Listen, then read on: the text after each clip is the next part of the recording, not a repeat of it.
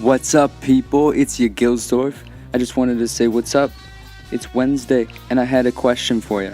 So I don't know who has Apple Music out there, but if you do, tell me if this bugs you, because this bugs me. I'm just wondering what is up with this. If I am on Apple Music and I go to add a song to a playlist, right? There's this weird thing that's not on the side.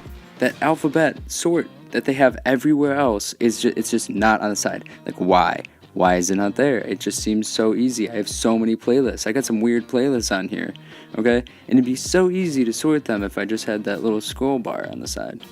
I would also enjoy some sort of indication on each playlist that would just tell me, like, hey, dude, that song's already in this playlist. Just a little green check mark. That's all you need. Just telling me, like, you already added this song to the playlist. You don't need to add it again, so it just tells me, like, oh, yeah, you already added it. Just tell me on the screen while I'm looking at it. It'd be so simple. I don't know if that bugs you guys as much as it bugs me, but let me know in the comments below. Thanks for watching. That's this week's What's Up Wednesday. See you next week.